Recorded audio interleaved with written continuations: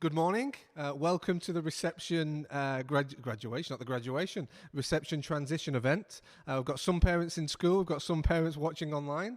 What we'd like to do today is just talk about the transition between reception and year one. Probably one of the most important transitions actually in our school, particularly at Racinka, because they actually move campuses. So Mr. Rowan is going to talk in detail a lot about what we do in school, what we're doing in May, in June and in August, ready to make that transition a little bit easier for your students. So I'm not going to say any more. I'm going to hand over to Mr. Rowan and he'll go through the slides and he'll answer any questions throughout the presentation also. Mr. Rowan, over to you.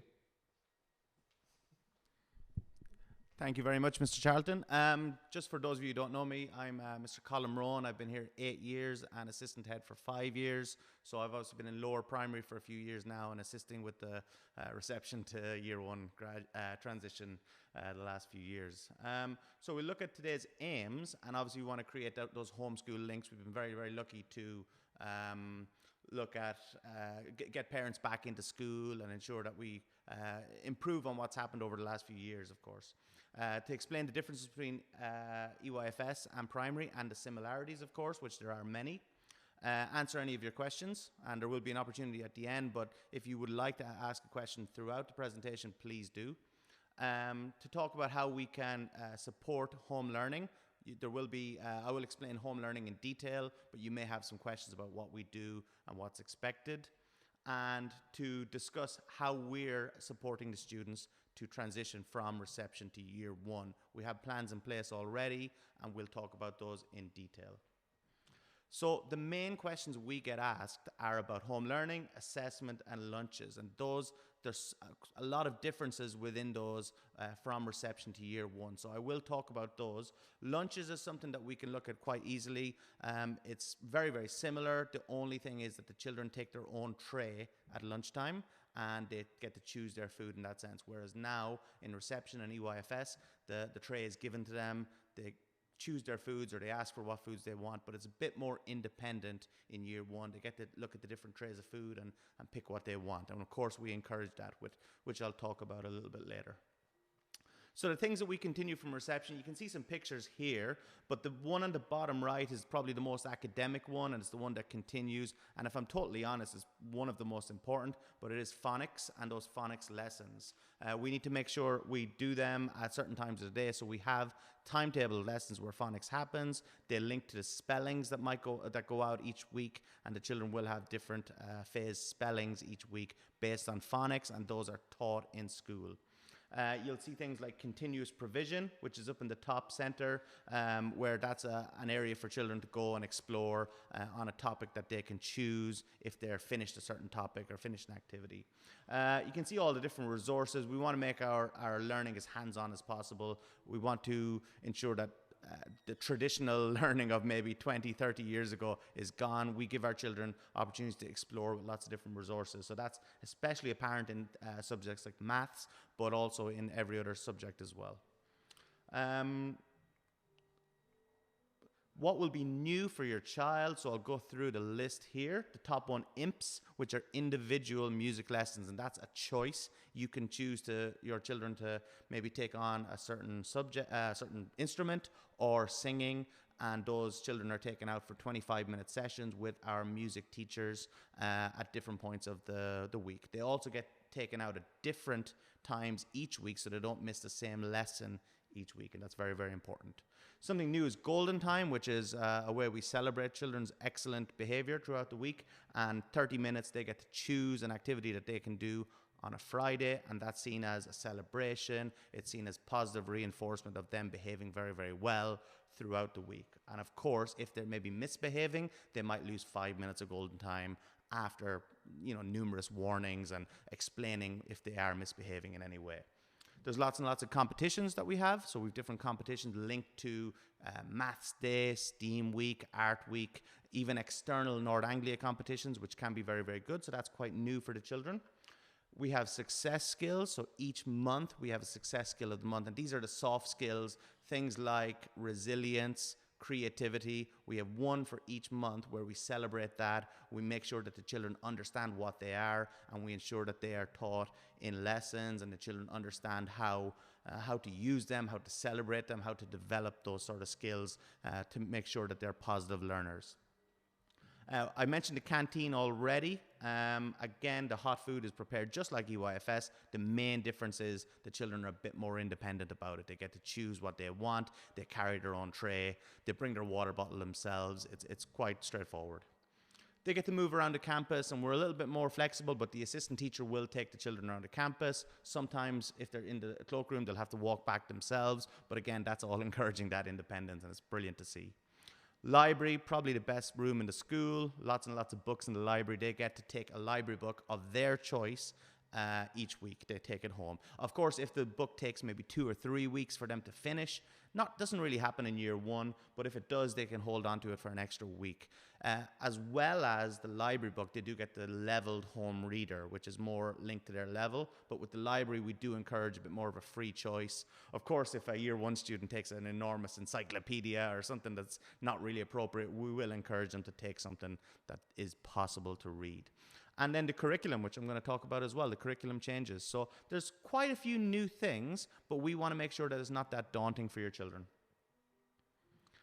Term 3, just before we go into the reception children looking at next year, so Monday afternoons, they're going to be here on this campus. They're going to get a bus up from the EYFS building.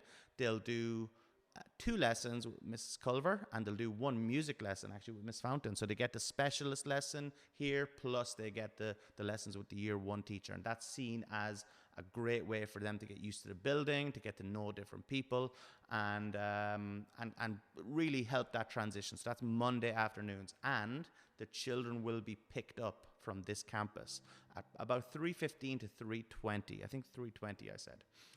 They'll be picked up from this campus. So that will be the 6 weeks. You can see the dates are there, and the letter went out on Seesaw about that. EYFS Sports Day will take place on this campus, of course, and again, you can see the date there. And there's also a step-up morning, which I'm sure the children will be very used to, and it will be quite normal for them because they'll be dropped off, the reception children, at the primary campus, and they'll spend the morning in their new classroom, in the year 1 classrooms, which should be quite easy for them considering they've done it for the last few weeks.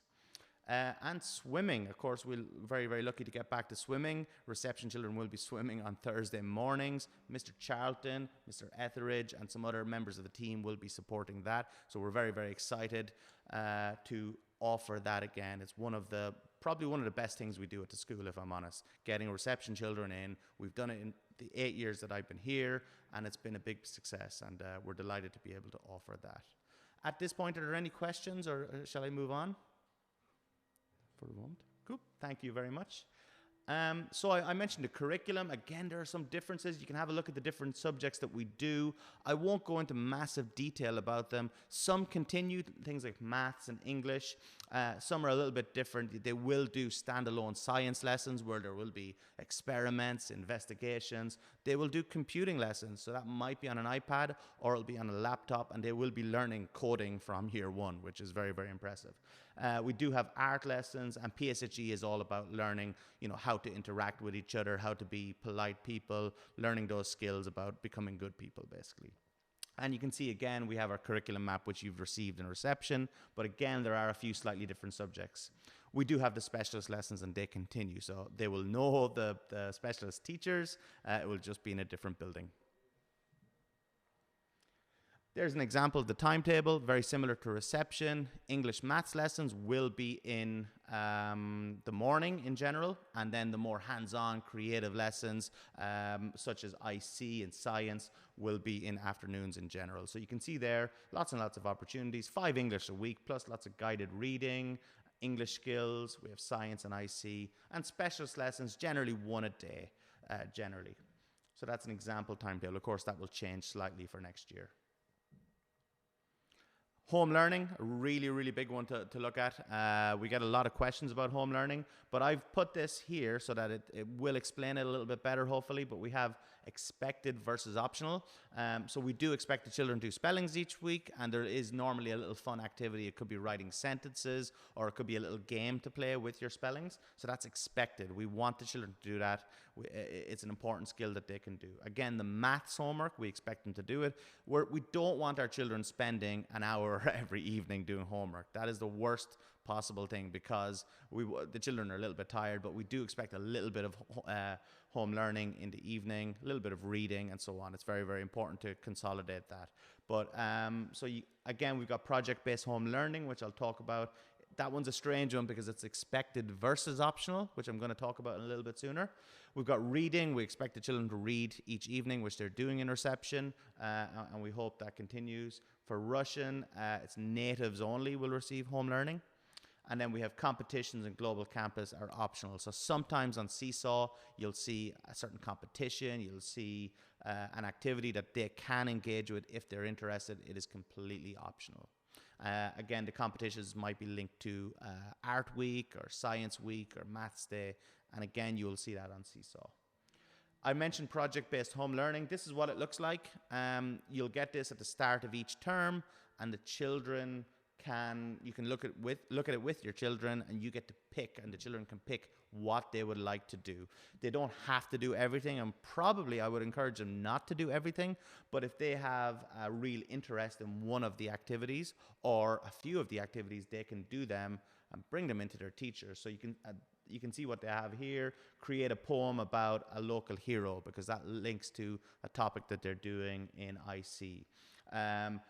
Make an experiment about a plant and record it and discuss your learning. So they will, anything that they're interested in, they will look at and do it. And again, it's expected. We would like the children to do it, but they get the option of which parts they will do. Lunch and snack, again, I kind of mentioned it. We do encourage children to try new food, but don't force it.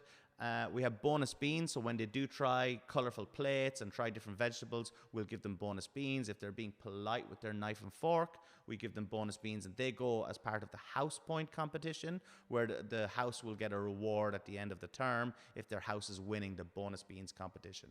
And that's just encouraging good behaviors in the lunchroom and good choices. We make sure that the children bring water bottles, especially as soon as it's getting hotter, but throughout the year, if I'm honest. And the children can ask for extra food if they would like. So in general, the children get enough to eat, but if they're wanting a little bit extra, of course they can ask for that, and that's fine. And then we have snack in the classroom, very, very similar to EYFS. And in year one, there's an afternoon snack also. The website for the school lunches, you can see the menu. I think it's on a 3-week rotation, but it's there on the website, and the link is there.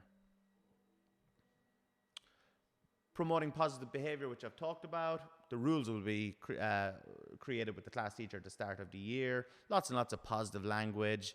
If we see somebody maybe not acting the way we expect them to do, we'll often praise the person beside them. So that will encourage them to behave in a positive way.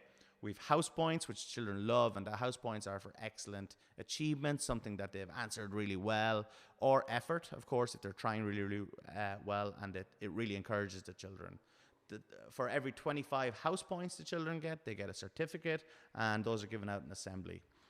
We've golden time, which I mentioned, and the beauty of the lack of bubbles now means the children get to choose which golden time they want. The last 2 years, it's been your class is doing something for golden time, but now they get the opportunity to go karaoke, to do sports, to do art, and a number of different things.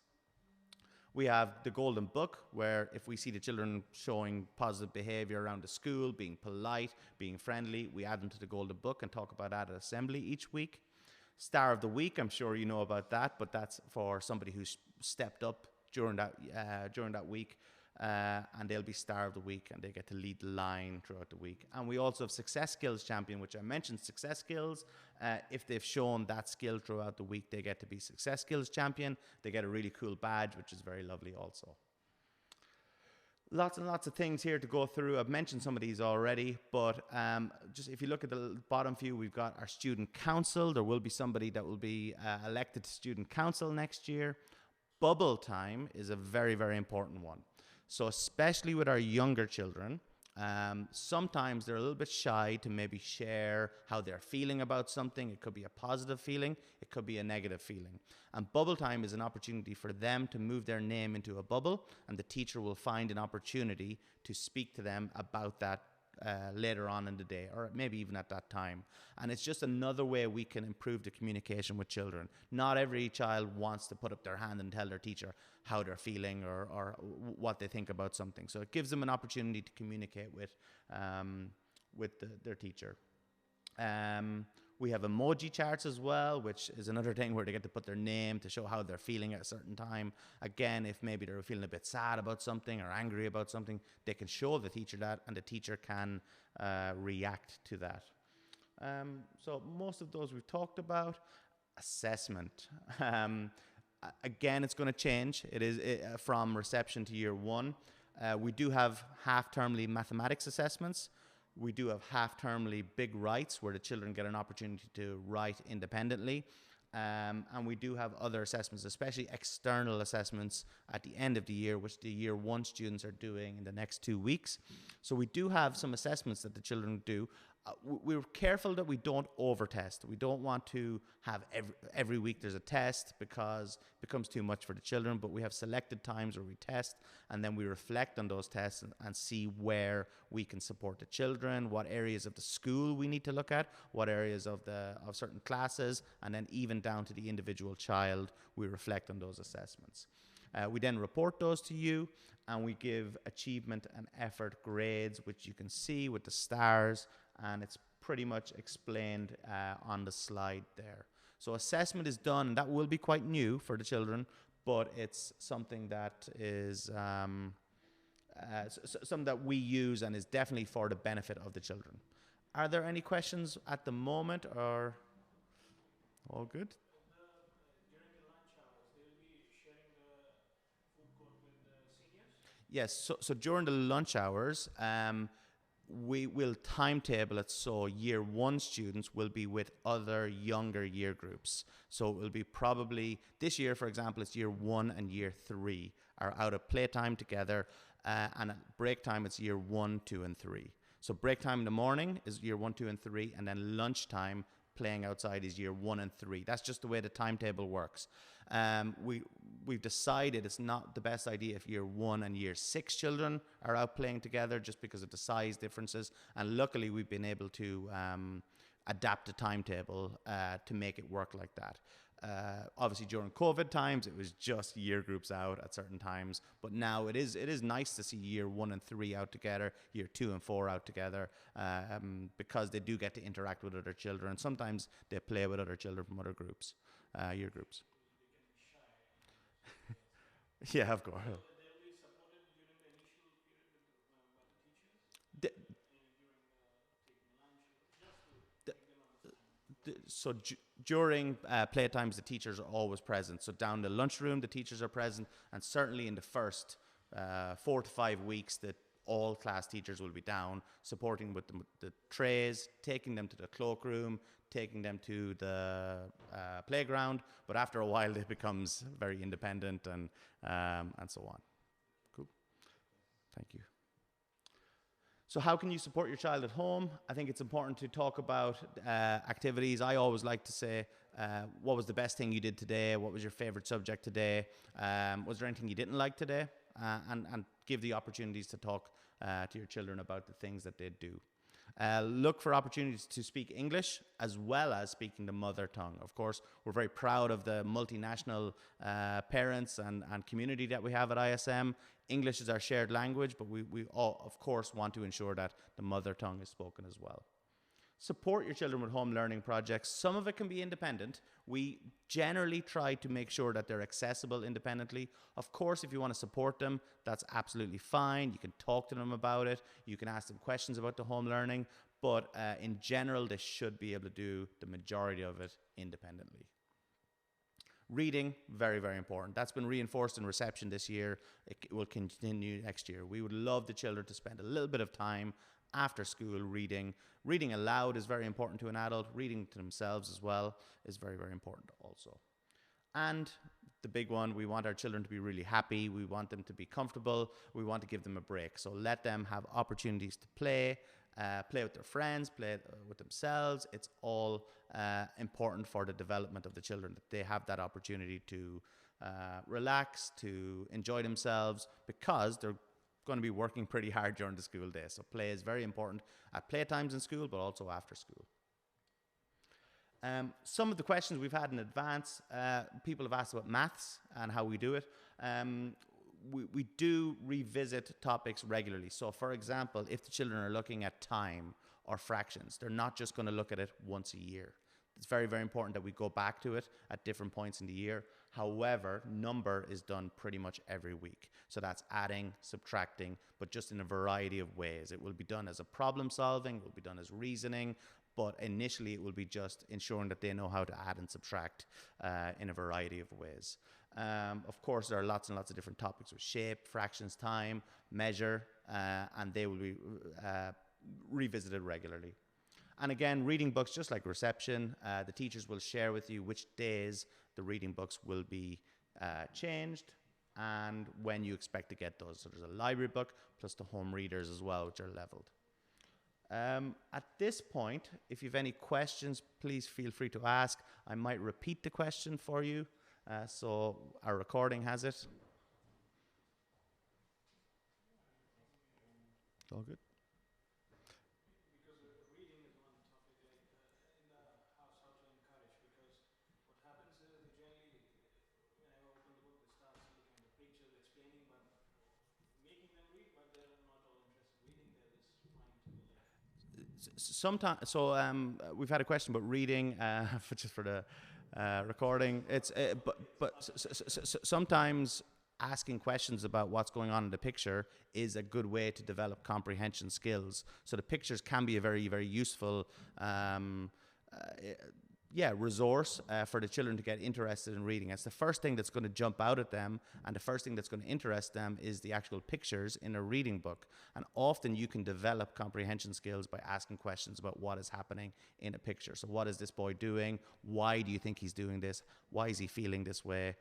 What will he do next? And so on. That is absolutely fine. So especially at the age of reception in year one, they don't necessarily have to jump into the reading straight away. Of course, after a while, after a short discussion about the pictures, you can start looking at, sounding out the words slowly, trying to read, maybe saying, okay, we've talked about the picture, let's find out why this is happening now, and let's try and read the page together. Because at the age of reception, it's quite difficult to read a full book at certain times, and they're still developing a lot of the skills for reading and decoding certain words. So that's absolutely fine, but it's making the different steps, I guess, for reading. Yeah. You can, of course.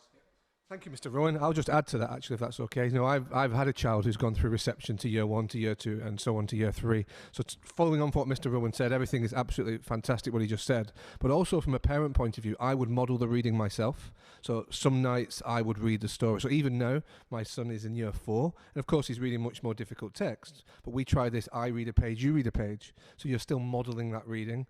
I would let him or her choose books as well. So that sometimes, yes, you use the school reading book, but sometimes they get free choice on the book.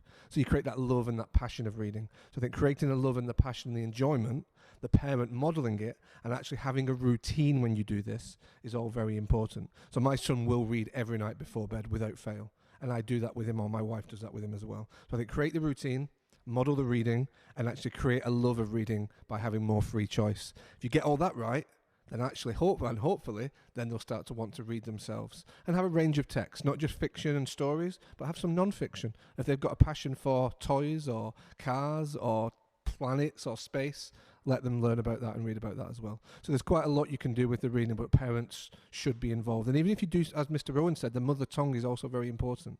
So you don't only have to read in English. If you read in a different language, I would do that as well. Because again, the comprehension is transferable. Once they can read in one language, generally they can read quite quickly in another language. So doing all that as parents is very helpful. Any other questions? Everything's clear? Good. So I'd like to thank Mr. Rowan for leading the presentation. I'd like to thank the parents who are watching at home and the parents who are in the room today. And if you've got any further questions, please feel free to email Mr. Rowan directly or email Mr. Bateson as well, who's the assistant head in EYFS, and we'll get back to you as soon as we can. Video calls, visit the campus. We'll do everything we can to make this transition as smooth as possible. My final message, actually, the students usually do this very well. It's the parents we have to make sure are fully on board and engaged and not passing on any negativity to the students. The students usually have a great time. We've been doing this for many years now, and we feel very confident that they'll do very well from August. So thank you for listening, and I wish you all a great day.